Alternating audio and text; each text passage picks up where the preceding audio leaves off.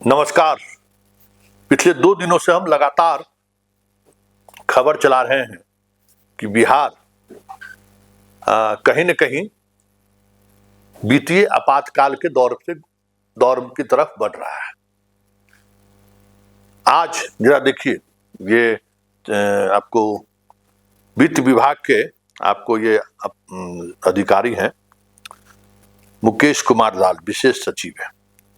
इनका एक पत्र जारी हुआ है बिहार के सभी अपर मुख्य सचिव, प्रधान सचिव और सचिव विभाग का, प्रमंडलीय आयुक्त, डीएम, कोषागार पदाधिकारी और सभी निकासी और व्ययन पदाधिकारियों का। अब पत्र देख भी रहे हैं।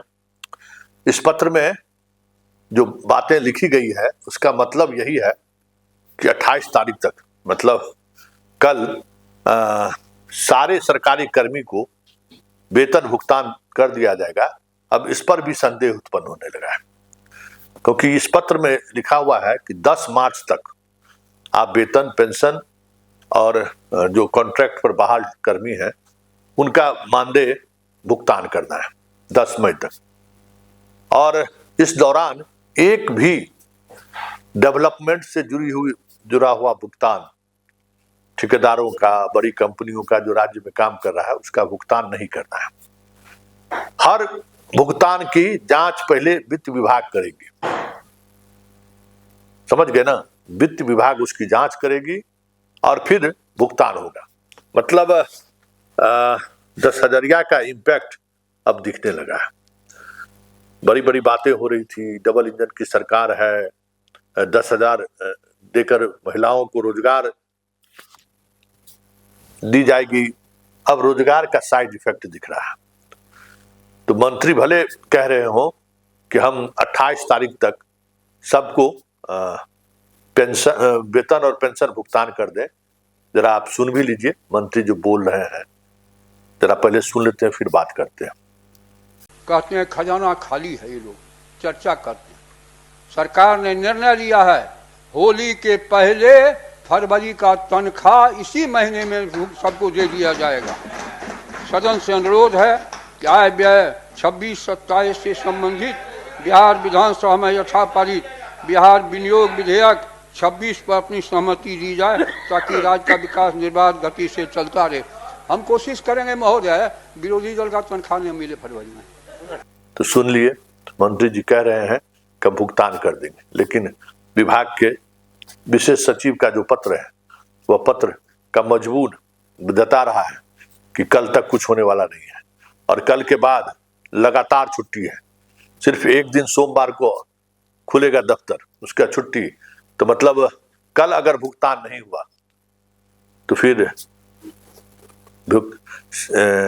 कर्मचारियों के भुगतान की बात का दावा बेईमानी साबित नहीं होगा, क्योंकि खबरें तो यही है कि खजाना खाली है, इनके पास पैसे नहीं है। कहने के लिए बहुत बड़ी बड़ी बातें ये कह रहे हैं, लेकिन सच्चाई यही है। वहीं 10 मार्च के बाद सरकार एक्सपोज नहीं हो, क्योंकि अगर भुगतान आप नहीं कीजिएगा, 6-6 महीने से भुगतान लंबित है, तो जितनी परियोजनाएं हैं उस परियोजना पर 1 अप्रैल से तो काम बंद हो ही जाएगा। तो सरकार एक्सपोज नहीं हो, तो इसके लिए सारे पदाधिकारियों को लगा दिया गया है पैसा वसूली में। इसलिए होली के दौरान जो शराब के कारोबारी हैं, सतर्क रहिएगा। इस बार फाइन भी लगेगा तगड़ा, वसूली भी होगा तगड़ा। डीटीओ वाली कल बात हम बतवे किए थे कि डीटीओ की क्या स्थिति है। डीटीओ का त्राहिमाम है। वैसे होली के दौरान जो गाड़ियां कम सड़कों पर निकलती है, इससे और डीटीओ साहब परेशान है कि गाड़ी अब उस तरीके से आएगा नहीं, ओवरलोडेड, तो चालान काटेंगे किसको, लेकिन पैसा तो लाना है। तो इस बार जितना फील गुड आप महसूस किए हैं 10,000 लेके ना, 10,000 के बदले में 30,000 सरकार वसूल ले तो कोई बड़ी बात नहीं होगी, क्योंकि कमर कस लिया है सरकार कि जितने लोगों को हम लोगों ने 10,000 दिए हैं ना, उससे 30,000 वसूल लेना है इस बार, किसी न किसी रूप में, किसी न किसी फाइन के रूप में। अब ये तैयारी चल रही है।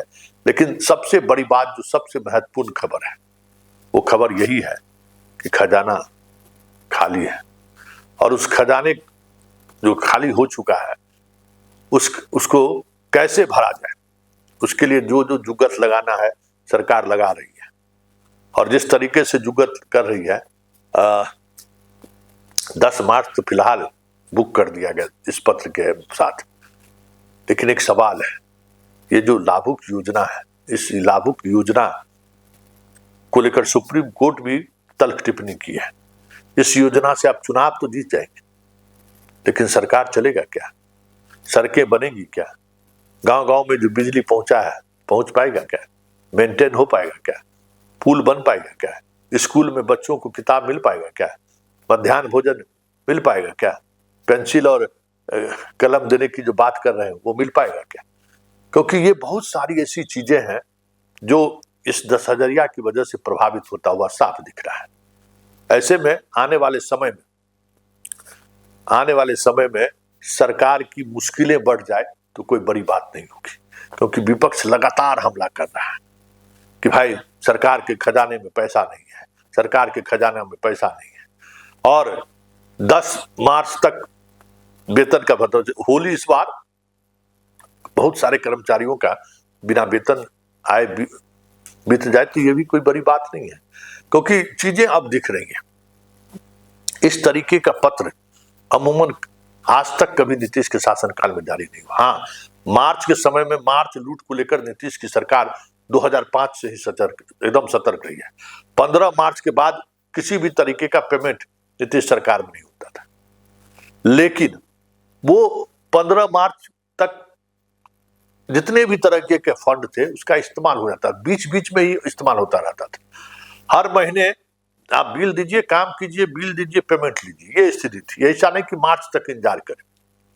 इसलिए मार्च लूट जो सुनते होंगे लोग, वो मार्च लूट नीतीश कुमार के शासन काल में कभी लोगों ने नहीं सुना, क्योंकि हर महीने काम करिए पैसा लीजिए, काम करिए पैसा लीजिए, ये हो रहा था।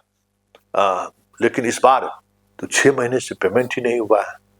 तो जो बड़ी बड़ी योजनाएं काम हो रही है उस सबका किसी का 1500 करोड़, किसी का 2000 करोड़, किसी का 800 करोड़, किसी का 40 करोड़, किसी का 70 करोड़, इस तरीके की राशि का भुगतान होना है जो संवेदक काम कर चुका है और वो पैसा सरकार के पास है। लेकिन सरकार वो पैसा अब जो स्थिति है, जिस तरीके से आज पत्र जारी हुई है, हमें नहीं लगता है कि उसका वो भुगतान कर पाएंगे। लेकिन वेतन भुगतान भी हो जाए ये भी बड़ी बात होगी। लेकिन एक बात तो तय हो गया कि जो दावे किए जा रहे थे और जिस तरीके से दावे मंत्री की बात हमने आपको सुनाई कि हम वेतन, और लोग कहते हैं वित्तीय संकट है, हम वेतन और पेंशन सब देंगे, होली से पहले दे देंगे, पहले ही भुगतान कर देंगे। तो ये भुगतान क्या 6 लाख शिक्षकों तक पहुंच पाएगा क्या? ये भुगतान पर जिनका ट्रेजरी से सीधे पेमेंट हो रहा है भले उनको मिल जाए, लेकिन शिक्षक बाकी जो अनुबंध पर बहाल जो कर्मी है उन तक कैसे ये राशि पहुंचेगी? क्योंकि कल के बाद बहुत सारी चीजें बंद हो जाएंगी और बैंक का भी जो स्थिति है, बैंक भी होली की छुट्टी में बंद रहता है, ट्रेजरी की भी बंदी रहेगी, सैटरडे संडे वैसे ही है, सोमवार एक दिन है, उसके बाद फिर 3 तारीख अब देखना होगा कि क्या सरकार क्या करती है। लेकिन इतना तो तय है कि यह पत्र तो संदेश दे दिया है कि बिहार का वित्तीय प्रबंधन ऑल इज नॉट वेल है।